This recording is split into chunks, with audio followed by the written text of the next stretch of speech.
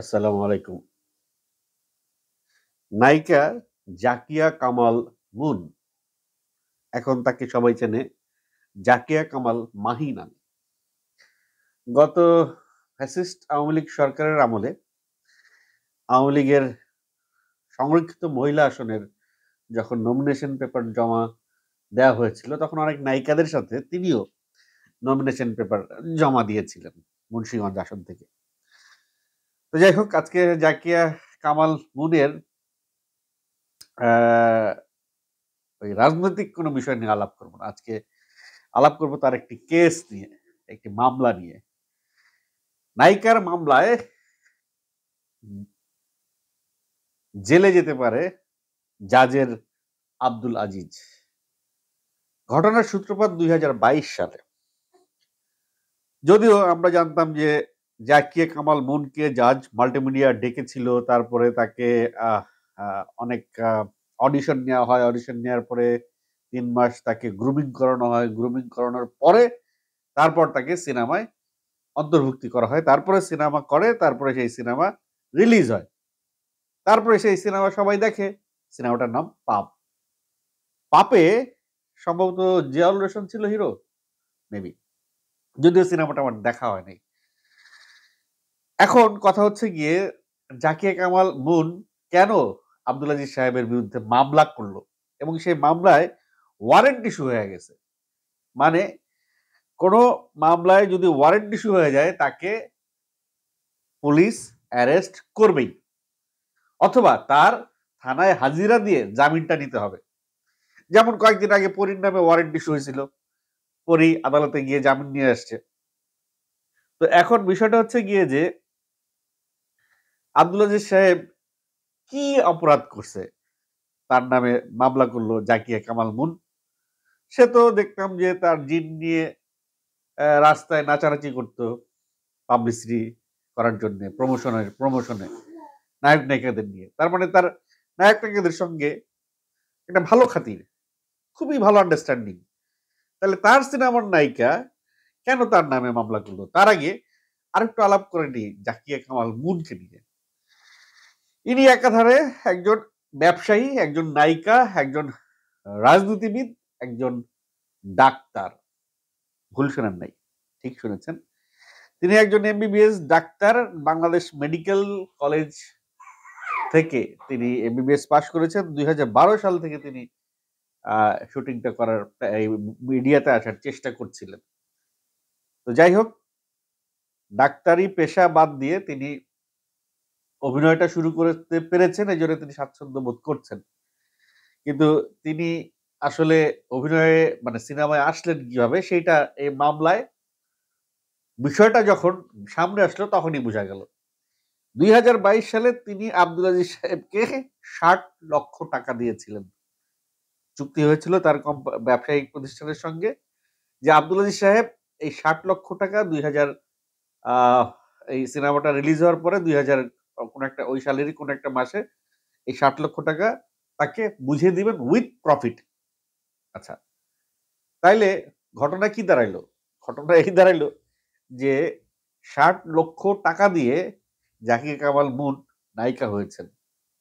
আমরা অনেকের ক্ষেত্রে অনেক কথা শুনি যে বাড়ি বিক্রি করে নায়িকা হয়, জমি বিক্রি করে নায়িকা হয়, বাবার দেয়া পৈতৃক সম্পত্তি বিক্রি করে নায়িকা হয়। এই যে জাকিয়া কামাল মুন ৬০ লক্ষ টাকা দিলেন, এই ৬০ লক্ষ টাকা কি তার আয় করা টাকা? হতে পারে। সে হয়তো তার ব্যক্তিগত, তার নিজস্ব অর্থ, কারণ সে ব্যবসায়ী, সে ডাক্তার, সে মডেলিং করে।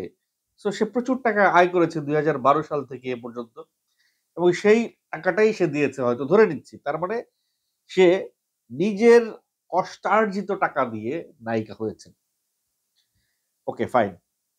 এখন আব্দুল আজিজ সাহেব এই সিনেমাটা বিভিন্ন জায়গায় প্রদর্শন করেছেন।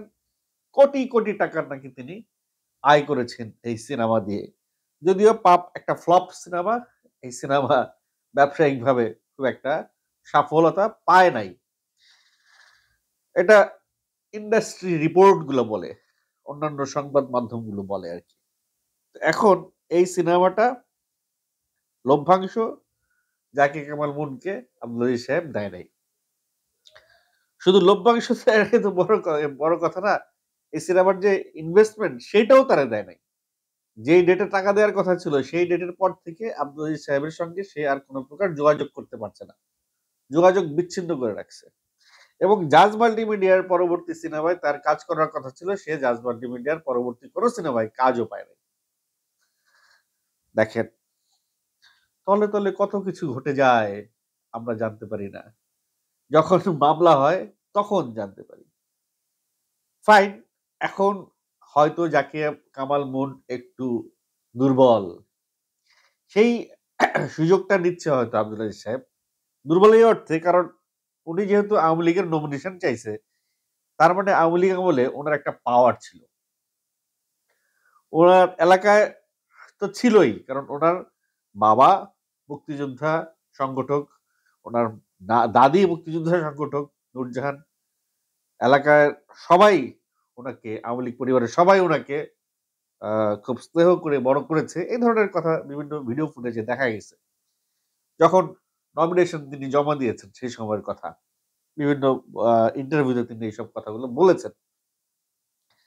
এখন জাকিয়া কামাল মুন এই মামলা দেওয়ার পরে ওয়ারেন্ট ইস্যু হয়ে গেছে। একে তো নায়িকা, তার উপরে আ মানি টাকা পয়সা নিয়ে মামলা, প্রতারণার মামলা। সো এখন আব্দুল আজিজ সাহেবের কাছে ৳৬০,০০,০০০ দেয়া আমার কাছে মনে হয় না কোন ইস্যু। নিশ্চয়ই ডাল মে কুছ কালা है, তাইলে কালা, কালা ধলা है।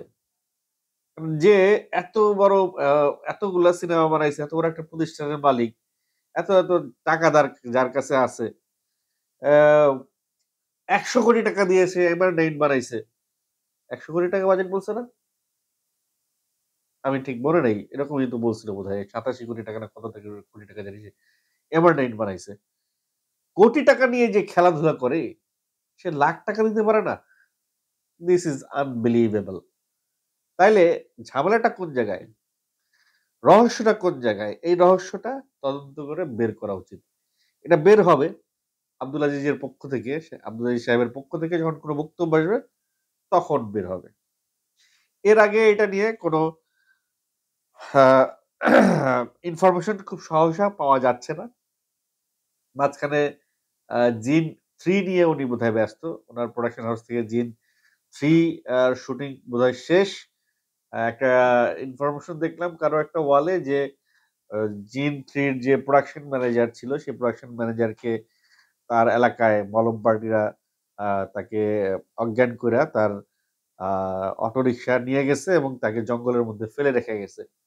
তো ওই জঙ্গলে কিছু লোক যাওয়ার সময় প পার তাক পা তার ওই পথ দিয়ে যাওয়ার সময় ওরে দেখছে, নাইলে ও ওই জঙ্গলে হয়তো মরে পড়ে থাকতো। তো সেই 'জিন 3' নিয়ে আব্দুল আজিজ সাহেব এখন ব্যস্ত। 'জিন 3' তে আমাকে একটা কাস্টিং এর জন্য ডাকা হয়েছিল। ডাকা হয়েছিল বলতে আমাকে একটা ক্যারাক্টার দেয়া হইছে। আমার সঙ্গে আ টাকা-পয়সা আলাপ-টালাপ শেষ হয়ে গেছে। আমাকে স্ক্রিপ্ট পাঠাইছে, আমাকে শুটিং এর ডেট দেয়া হইছে এবং শেষ সময়ে এসে আমাকে বলা হইছে, "ভাই শুটিংটা ক্যানসেল হইছে। আপনাকে পরবর্তী ডেট আবার জানায় দেয়া হবে।" এই কথা বলার পরে আমি বলছি, "ঠিক আছে, নো প্রবলেম।" আমাকে বলছে, "দাড়িটা রাইখেন, কাইটেন না।" আমিও দাড়িটা অনেক বড় করছি, কাটি নাই।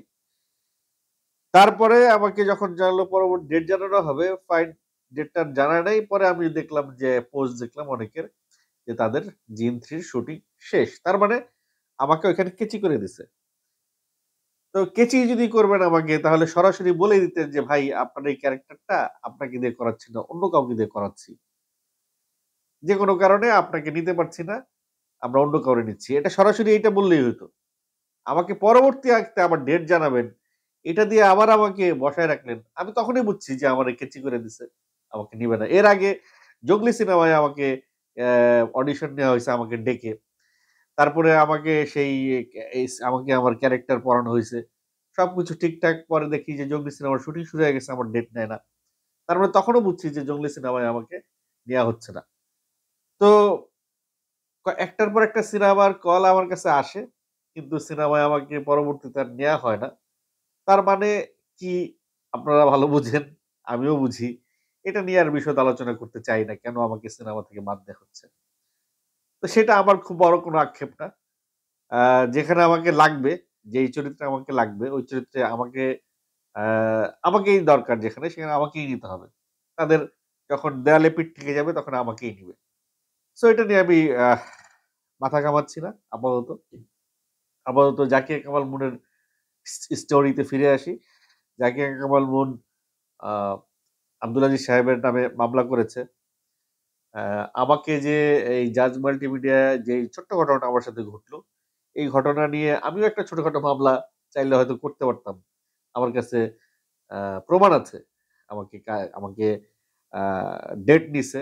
ডেট নিয়ে আমাকে আ স্ক্রিপ্ট দিছে।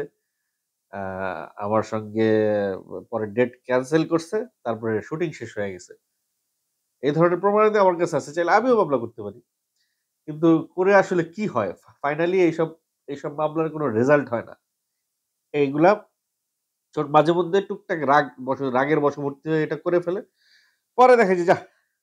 এই মিডিয়াতেই থাকবো, একসঙ্গে কাজ করব, একই এলাকায় একই ফিল্ডে যখন থাকবো, তখন মামলা-টামলা করে লাভ কি? মিলেমিশে কাজ করি। ভুলে যায় মানুষ। এরকম কত ৬০, ৭০, ৮০ কোটি, কোটি টাকা মানুষ পায়। এই যে তারিক আনাম খান, আবুল হায়াত, আসাদুজ্জামান নূর, আ আলী যাকের এদের মতো বড়, বড় ফিগার এই টেলিভিশন চ্যানেল ওয়ালাদের কাছে বড়, বড় অ্যামাউন্টের টাকা পায়। এই টাকা আজও অব্দি উঠাইতে পারতেছে না। তারা বিভিন্ন সময়ে বিভিন্ন মিটিং মিছিল করে। কিন্তু তারা মামলায় যাচ্ছে না। মামলায় গেলে কি হবে? মামলায় গেলে ওই চ্যানেলের সাথে তাদের আজীবন একটা শত্রুতা তৈরি হবে। ওই চ্যানেলে আর নতুন করে কোন কাজ হবে না। তো কাজ হওয়ার সম্ভাবনাটাকে জিইয়ে রাখবার জন্য অপরাধ থেকে প্রশ্রয় দিচ্ছে তারা। মিডিয়াতে এরকম অপরাধকে প্রশ্রয় দেয়া হয়। এবং এই অপরাধকে প্রশ্রয় দেওয়া হয় বলেই এই প্রশ্রয়ের সুযোগ পেয়ে আর অনেকেই এই ধরনের জালিয়াতি করে। তো যাই হোক আব্দুল আজিজ সাহেবকে শেষ পর্যন্ত হয়তো আ পুলিশ অ্যারেস্ট করবেন এবং তিনি জামিনে সসম্মানে বেরিয়ে আসবেন। কিন্তু টাকা জাকির কামাল মুন যে পাবে না, এটা আমার আ একটা অভিজ্ঞতা থেকে আমার মনে হয়। সে এই টাকা আর পাবে না। খামাখা আব্দুল আজিজ সাহেবের সঙ্গে তার একটা বাজে সম্পর্ক তৈরি হলো এই যা। দর্শক এ বিষয়ে আপনাদের মতামত অবশ্যই কমেন্ট বক্সে দেখতে পাবো আশা করি।